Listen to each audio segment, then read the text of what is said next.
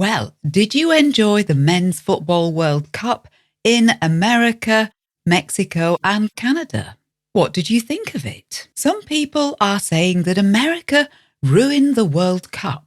One article I read in iNews, 8 Irritating Ways America Has Ruined This World Cup by Pete Hall. He writes complaining about the smell of popcorn, that fans didn't get to sit together, and that those hydration breaks ruined the flow of the game. Hydration breaks, that's where the players had to stop for a drink of water. So quite a few negative articles about the World Cup, or at least America's handling of it. Did they really ruin the World Cup?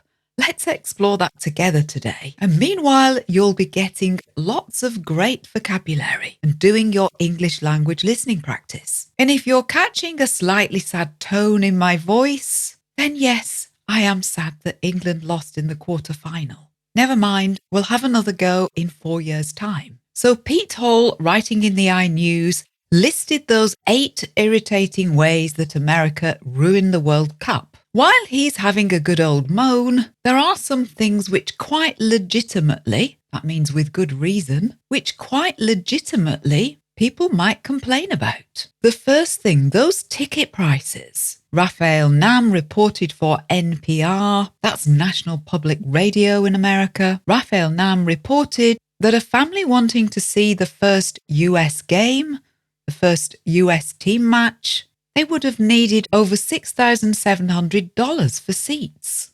And those weren't premium seats either. Those were ones high up at the top of the stadium, far from the pitch. And FIFA's dynamic pricing model, that means the prices changed, well, that pushed good quality tickets for the final to nearly $33,000 bought directly from FIFA. That's according to Associated Press. That's crazy. And then there was the resale market, the market for reselling tickets. One person listed a ticket for $690,000, over £500,000. And apparently FIFA president Gianni Infantino said if someone pays $2 million for a final ticket, he'd personally bring them a hot dog and Coke.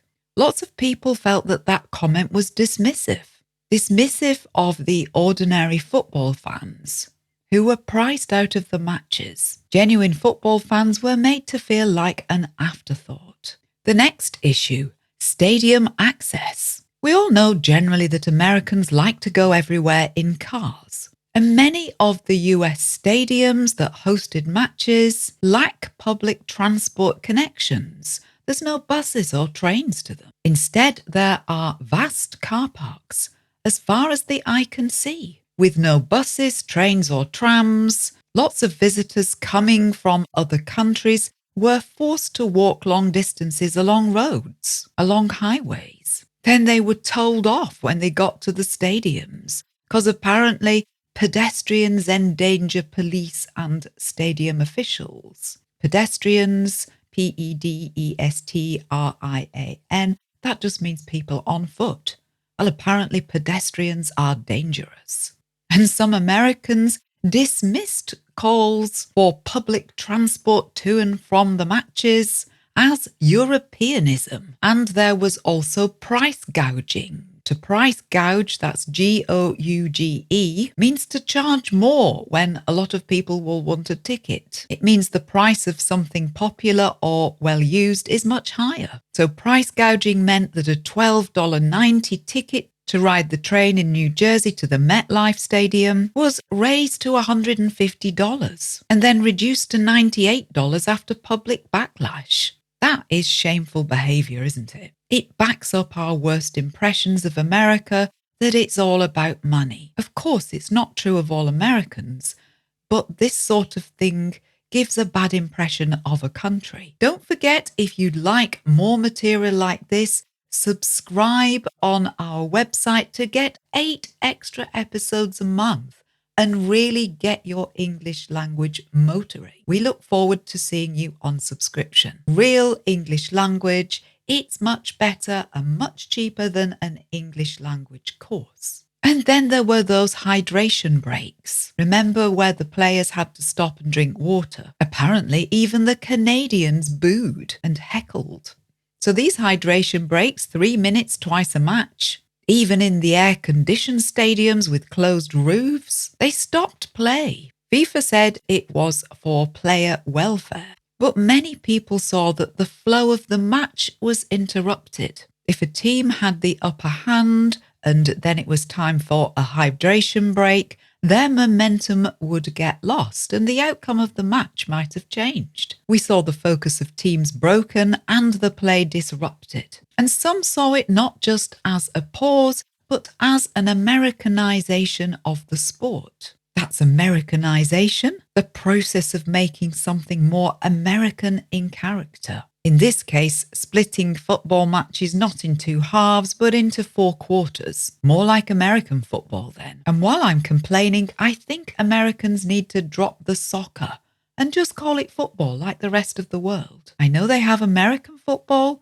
but why not just call it that? Immigration issues also marred the games. To mar, M-A-R, means to spoil. Immigration means the flow of people in and out of a country and the rules surrounding it. Under Trump's US immigration and visa policies, fans from certain countries were effectively banned from coming to America at all. Fans from Haiti, Ivory Coast, and Senegal were prevented from going to matches because they were unable to get visas.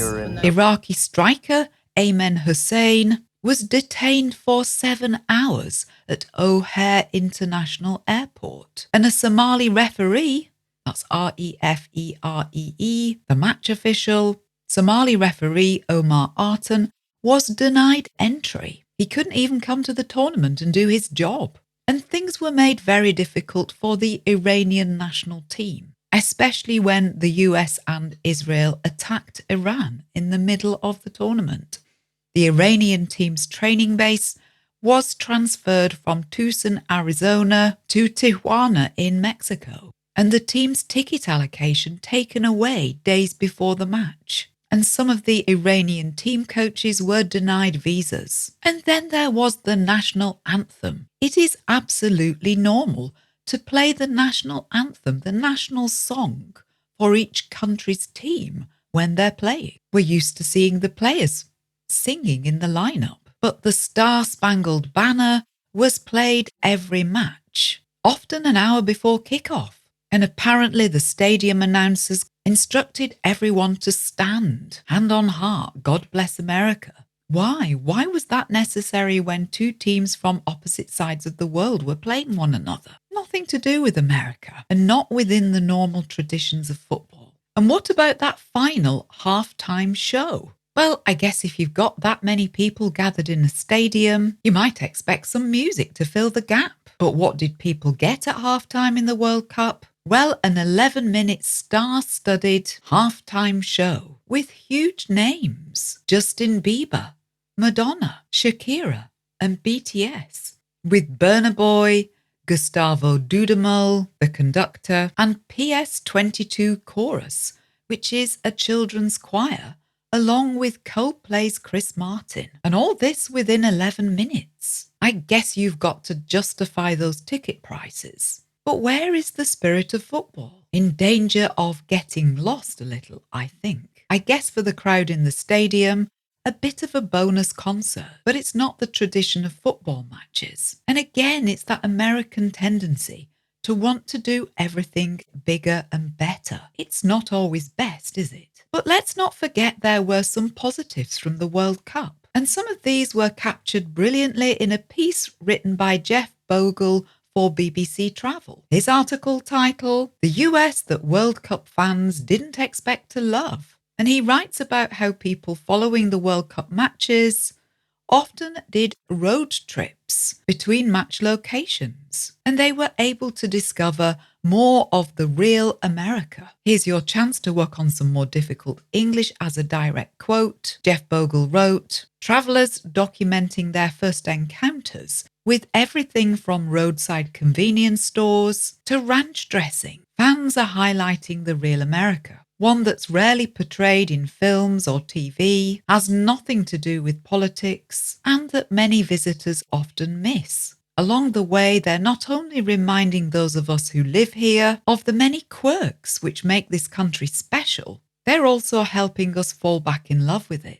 And visitors for the World Cup ended up liking the American food and being wowed by the national parks. One man who visited a national park said, "I don't think people realise how big, large, wild, full of wildlife, full of animals America is." This is a British man who visited Zion, and others had their hearts warmed by the ordinary American people. In Houston, Texas, public transport workers, that means train drivers, bus drivers, gave out free cold drinks to football fans in the heat. In Lawrence, Kansas, where the Algerian national team were based, the school marching band learned the Algerian national anthem, and the people learned some Arabic to greet the footballers in their own language. So on the one hand, over-commercialisation and exclusion and politics, and on the other hand, moments of genuine spontaneous warmth. It's that same experience the world over, isn't it? Governments and large organisations,